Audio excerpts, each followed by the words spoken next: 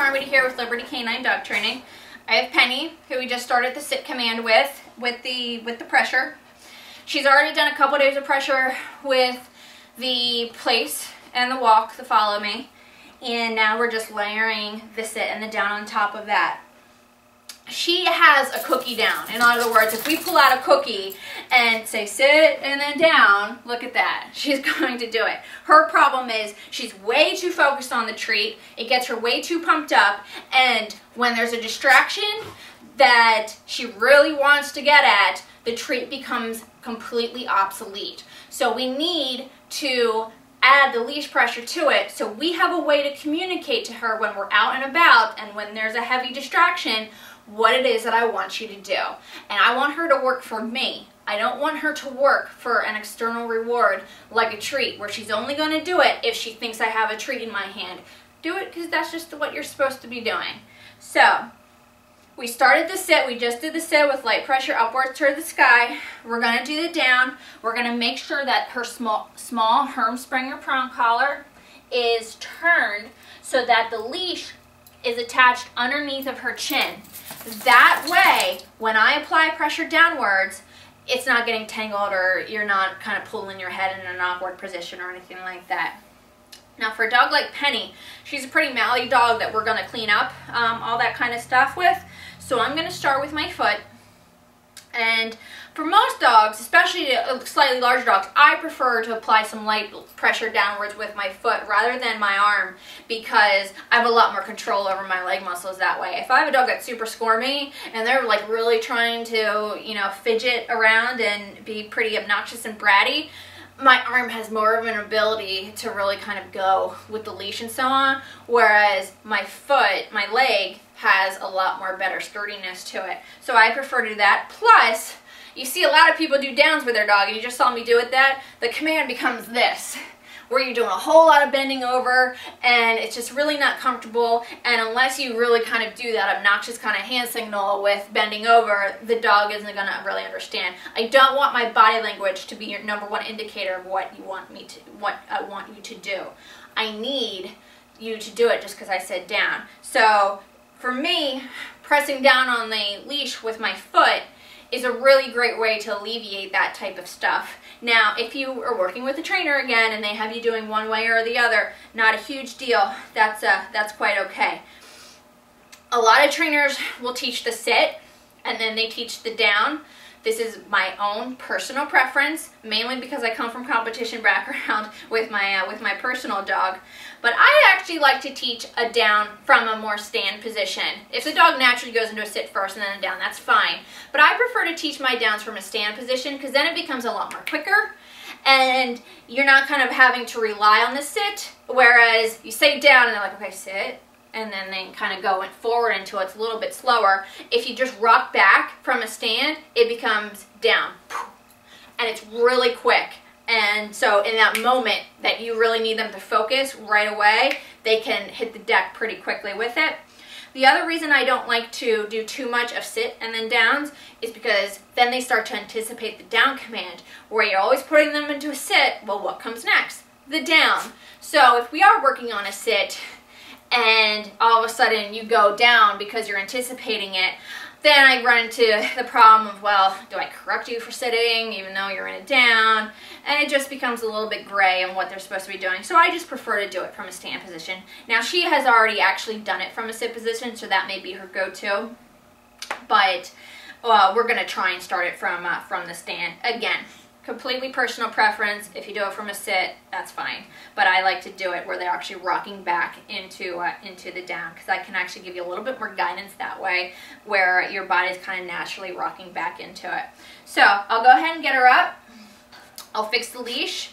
If she does get mouthy a little bit, which she is a very mouthy dog that we're going to be cleaning up during all of this, I can give her some light pressure or some pops, depending on, you know, how she's doing it. How much pressure? Again, that is up to your dog. A little bit too light pressure, she's going to be completely blowing it off. Too much pressure, she may panic and just kind of get super confused and so on. And there is a difference between a dog getting panicked with the leash pressure because it's way too strong, and a dog just being bratty and trying to, you know, be a little obnoxious with the leash pressure, which that's Penny in a nutshell. So we'll go ahead and do that. Penny, come. Good girl. So again, we want the leash downwards. I'm going to go ahead and make sure that she's facing the camera so you can see it. So I'll do it with my left foot. Down. Good. As soon as she's down and settled into it, I release the pressure, but I'm ready to reapply it if she were to get up. No. Down. Again, she kind of naturally wants to sit first, and that's fine. That's not a big deal. I'm just not purposely going to put her into a sit first, so that when I say sit, she doesn't start to anticipate it. Okay. Down. Good. Now, I'm ready. I have a 3-foot leash on her. I'm actually going to go ahead and move her, okay, free, to a 4-foot leash, just because the leash isn't quite making contact with the ground. So for things like sits and the walk and so on, I'm fine with the 3-footer, but I'm just going to put a slightly longer leash on her. So then this way, I can still have a leash in my hand. The leash is way on the ground, and I can actually just really quickly step on it just like that to get her back into it. So it's going to sit nicely. So even if I want it to, I can just have it resting there, getting ready to apply pressure. The better your timing, the better your training. Plain and simple with all of this. When it comes to the initial pressure, the initial release, and then with them breaking it, the quicker you can reapply pressure, the better sense it's going to make in your dog's mind. They say dogs only have about 1.5 seconds to associate a cause with an effect. So you need to make sure that your corrections are within 1.5 seconds. So that's why I wanted to go ahead with the longer leash, so I can have the leash kind of already in the right position waiting for me. Good girl. Okay. Good girl. Huh? Down. Now you see a little squirminess, and so what I'm going to do is just keep that pressure downwards. See a little bark saying, I don't want to do this? That's okay.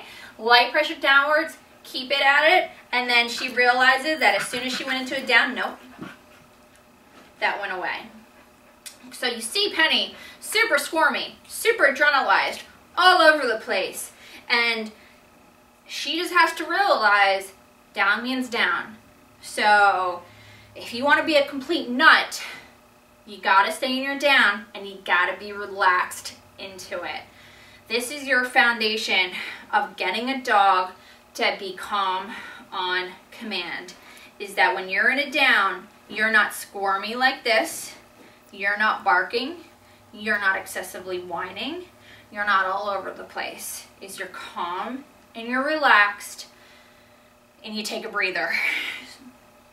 With Penny, we're going to work up her duration pretty quickly, to the point where a lot of times, especially when you're working with treats, we'll stay down, they down, you give them a treat, within a couple seconds, they're already up waiting for the next treat, or they are really getting distracted with other things. So she just has to understand that when I'm in my down, it's going to be for a longer duration, and I'm not just relax, because that's my option, relax. So that's super important. Now, sit, we talk about them being able to stay in it for a couple of minutes, maybe 1 or 2. Down, because it is such more of a relaxed position, we can do it for 15 minutes or a half an hour at least. So let's say you're at a park or you're at a picnic or something like that. Go ahead, put your dog in down, and with you right on the bench there or something like that, and have them just chill for half an hour. Really easy to do because it's such more of a relaxed, comfortable position than a sit. It's literally just a matter of requiring it of them. So once I start the down, pretty immediately I work on duration work. And that is the great thing about leash pressure training in general, and especially because she's already seen it the last couple of days with the follow me, and especially the place, which could be an hour or two command, that they understand once I'm in this command, relax and chill out. So right here, while I'm talking, I'm just requiring her to be relaxed, calm, and patient. If at any time she were to go and get up, I'm just going to apply that light pressure downwards and make her do it. Previously, with just her treats, you know, she probably could hold her down for about 30 seconds, realistically. I think already a minute or two has passed since I put her on it, and we haven't worked with down yet for the last couple of days. And because we worked on place and we had the proper introduction to the prong collar training, she can really quickly build that duration work in no time. So this is actually really nice, but I'm just gonna keep, just for the sake of showing you how to do the down, I'm just gonna go ahead and keep putting her into it. Okay, good girl.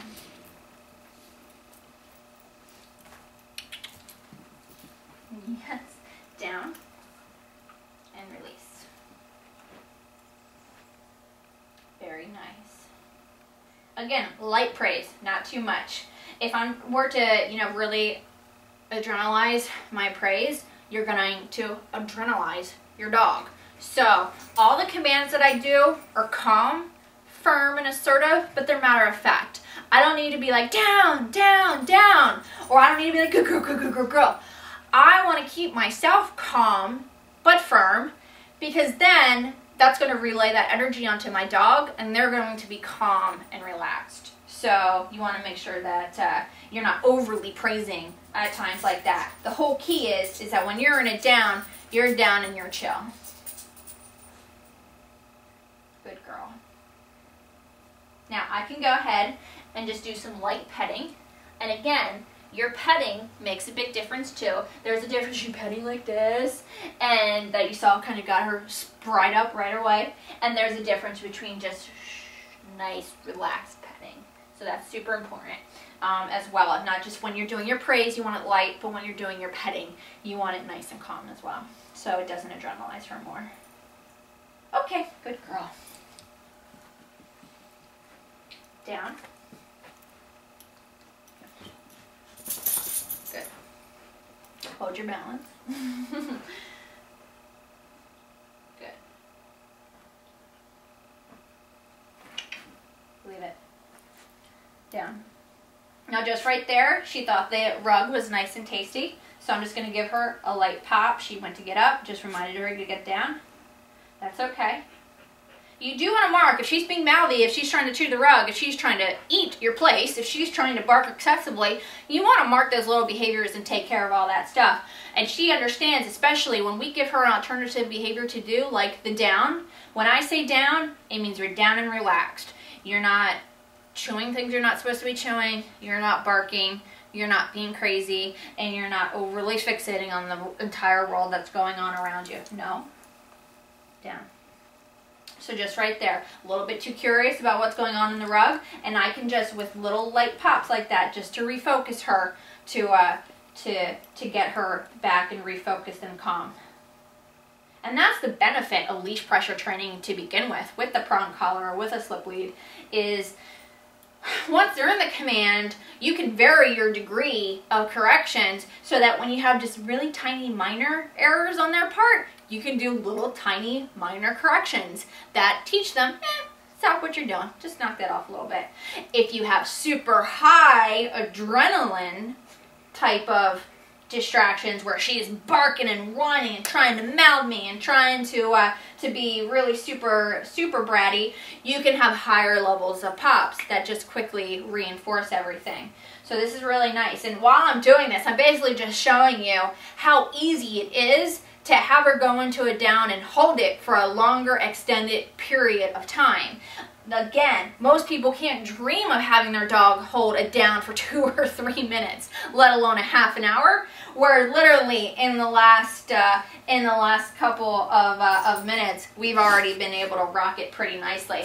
Now it's just a matter of continuing to add in duration, so continuing to add the minutes that you do to work up to 15 minutes to a half an hour to 45 minutes. No, down. Work up to distractions, so adding in your own distractions, and I could use myself as a distraction walking around her. No, down.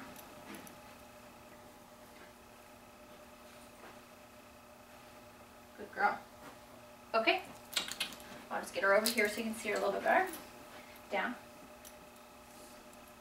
And again, just like we did with the sit, if you watch the sit video, with the down, if she nails the command before I even have an opportunity to apply pressure, great, you beat the pressure. And it's all about creating commands that are super quick and they're not hesitating or they're not lazy about it at all. And we just saw that with her, which is really nice. And that way, if she was being lazy about it or she was being very nonchalant or stubborn about it, then she's the one that decided that pressure was applied. Because she didn't do it in that split second, I was able to apply pressure. But if she does do it and she beats the pressure, great. Awesome. Good girl. Okay. We'll do one more. Down. So right there, she's a little too fixated on the cat's house. So I did apply the pressure because she didn't do it right away. And again, even though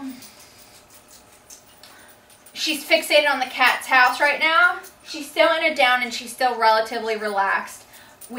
She'll realize after a while that, you know, don't focus so much on the cat. It's not a big deal. We'll get bored with the cat. But this is how we're going to get her to the point where she's comfortable with the cat being around. Before, as you saw in the video, she saw cat. She's trying to jump over the couch, barking ballistically, trying to get at her. And it's not very productive to say anything to her at all. Now, what we can do is how we're going to make her comfortable with the cat to begin with, and other dogs when we're out at the park and so on, is I'm going to have you in a down. You're going to see everything that's around you, or you're going to see the cat and so on, and you have to stay in your down and you have to chill. Can you look at the dog? Of course. Can you look at the cat? Of course. But you're in a down and you're in a calm and relaxed down. So we're giving her a clear understanding of what to do in those situations, so that way she can get desensitized to the entire situation. She can get counter-conditioned to being able to realize cats and dogs I don't chase and bark and be a little brat towards. So this is fine, and even with her looking towards where the cat normally is hanging out at, you're in your down and relaxed, that's great. That's exactly what I want you to be doing. You saw I casually dropped the leash there. It's another distraction. Just remember, the better your timing is during the initial phases of training, the better. So be careful about dropping the leash too quickly. And a lot of dogs, as soon as you drop that leash, they, boom, get right back up. So I'm still keeping an eye on her right away, so that if I have to, and this is the benefit of doing it with your foot, with the down, if I have to right away step on that leash, I can really super quickly. So that's where we're basically wrap up today. Again, it's day one of introducing the sit and the down with the leash pressure. So this is all we're basically going to do, just adding in slowly and slowly our own distractions to the situation. But we'll build up the sit for about a minute or two. We'll introduce it to the sit thresholds, as well as when we're halting during the walk and for waiting for food. And then for the down, what we're going to do is build up to about a half an hour the next couple days, and then slowly add in the distractions, as well as the distance that I'm getting away from her. So right now she has a pretty good idea that if I'm 4 feet away from you, you still have to stay there. But then as I walk further and farther away, we'll work on that kind of things. So we'll check in either later today or tomorrow, because we're going to introduce the remote collar with her.